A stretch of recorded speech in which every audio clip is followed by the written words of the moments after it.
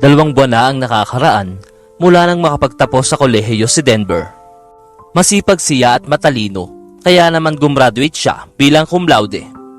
Umalis siya sa probinsya at ngayon ay nasa Maynila siya at nakikipagsapalaran dahil naniniwala siya na ang oportunidad ay nasa lungsod.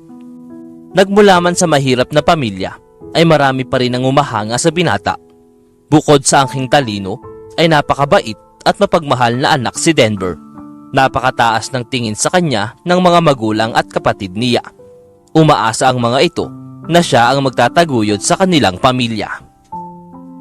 Ang tatay niya ay mangingisda.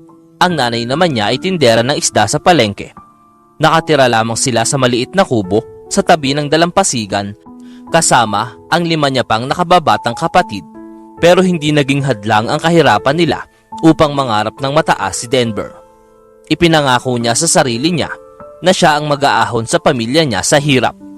At ito nga, tapos na siya sa pag-aaral at naghahanap na ng mapapasukang trabaho.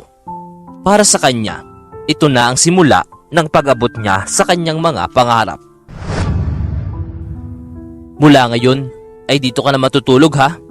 Kaunting linis lang at maaayos din itong kwarto. Pasensya na, maliit lang itong bahay ko eh. Wika ng tiyahin niya na nakatira sa Maynila. Pansamantalang makikitira muna siya sa kanyang tiya Carmila habang naghahanap pa siya ng trabaho. Ang tanging alam lamang niya sa tiyahin ay kapatid ito ng kanyang ina. Matandang dalaga at retiradong kawani ng gobyerno. Maliban doon ay wala na. Ngayon lang niya ito makakasama kaya wala siyang ka-idea sa ugali ng babae. Pero sa tansya naman niya ay mabait ito. Okay lang po ako dito, tita. Maraming salamat po sa pagpapatuloy sa akin sa bahay ninyo. Ipinapangako ko po na kapag nakahanap na ako ng trabaho ay babawi po ako sa lahat ng naitulong niyo sa akin. Tugon niya sa tiyahin. Napansin niya na bukod sa madilim ay masikip pa ang kwartong iyon na ibinigay sa kanya ng babae. Pero malaking pasasalamat na niya dahil kahit paano ay may matutulugan siya kaysa naman sa wala.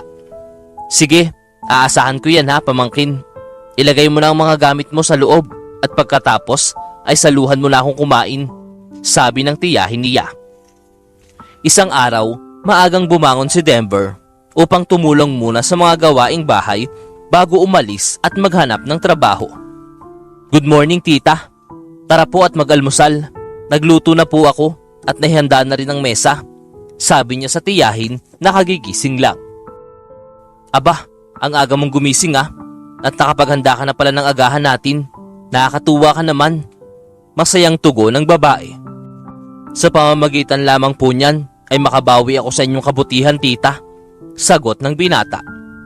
Pagkatapos nilang kumain ay nagmamadali na siyang umalis para maghanap ng trabaho. Nakailang apply na siya sa iba't ibang kumpanya pero hindi pa rin siya natatanggap. Palaging sinasabi sa interview na tatawagan na lang siya. Ang akala nga niya ay madali siyang matatanggap dahil sa cum laude naman siya pero hindi naman pala. Kung ako sa iyo ay hindi na ako mag-aaksaya ng panahon na mag-apply dito o sa ibang kumpanya sa posisyong iyan dahil hindi ka matatanggap. Ang i-hire nila ay ang mga tulad kong nakapagtapos sa mas kilalang universidad kaysa sa gaya mong gumraduate lang sa pipitsuging kolehiyo sa probinsya. Mayabang at nang mamaliit na sabi ng binatang nakaupo sa tabi niya at mukhang naghihintay rin ng resulta ng interview nila. Ilang saglit lang ay nalaman na nila ang resulta. Tama nga ang binata dahil ito ang natanggap sa kumpanyang inaplayan niya. Napag-alaman niya na natanggap ito dahil sa sikat at kilalang universidad ito nagtapos.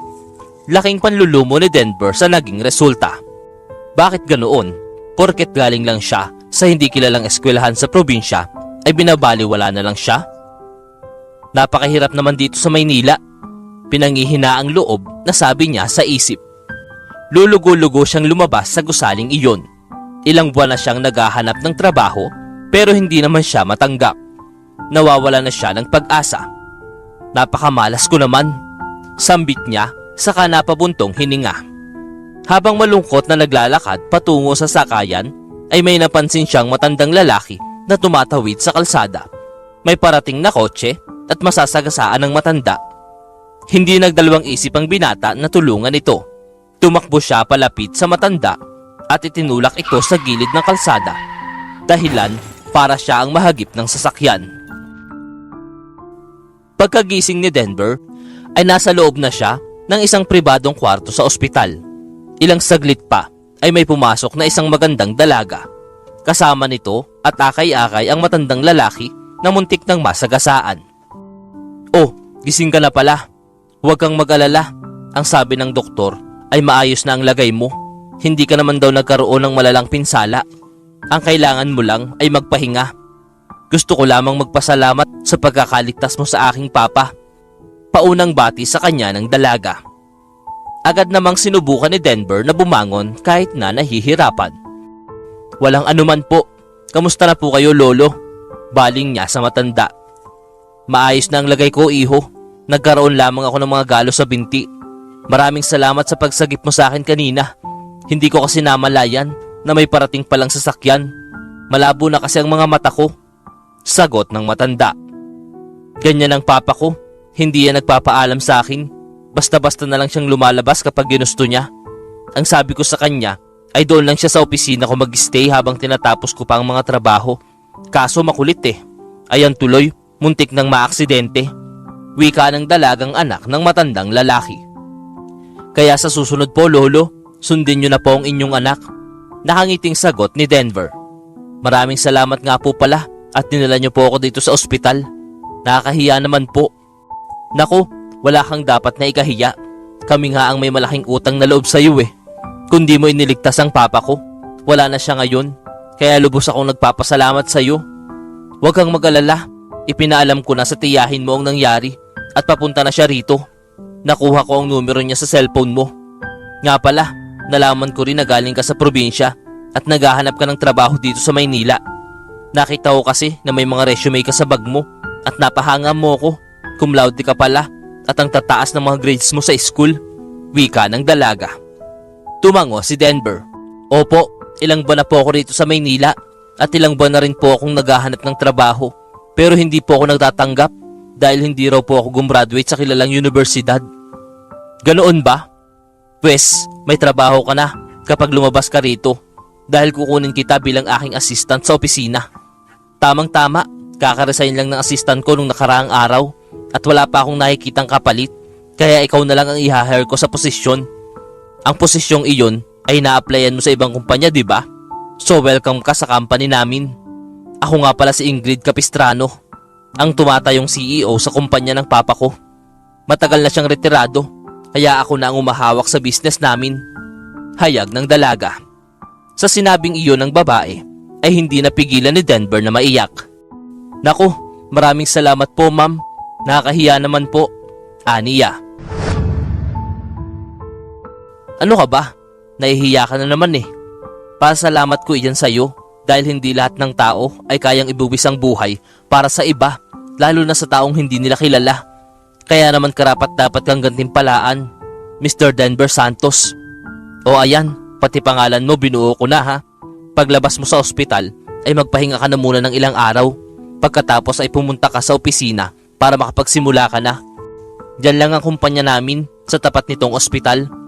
At isa pa pala, tandaan mo na wala sa eskwelahan kung saan ka nag-aral ang batayan ng pagtatagumpay. Nasa tao yan at sa iyong angking galing at talino." Sabi pa ng dalaga. Hindi makapaniwala si Denver sa naging takbo ng kanyang kapalaran. Ilang taon ang lumipas mula nang nangyari iyon at ngayon nga ay naiahon na niya ang kanyang pamilya sa kahirapan dahil mataas na ang posisyon niya sa kumpanya ni Ingrid. Sinuklian niya ang kagandahang loob ng babae sa pamamagitan ng pagtatrabaho ng maayos at pagiging tapat sa kumpanya nito. Tinulungan din niya ang mabait niyang tiyahin at binigyan ito ng sariling negosyo. Regalo niya sa pagpapatira nito sa kanya noon. Bukod sa magandang trabaho at magandang buhay, ay nahanap din ni Denver ang tunay na pag-ibig sa katauhan ni Ingrid. Mula sa pagiging magkaibigan, ay nahulog ang loob nila sa isa't isa at nauwi sa pag-iibigan. Nagpakasal sila at may 2 na silang anak. Wala nang maihiling pa si Denver dahil sobra-sobra na ang biyayang ibinigay sa kanya ng Panginoon.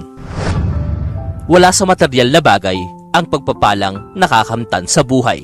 kundi nasa Panginoong Diyos dahil naging mabuti ka sa iyong kapwa.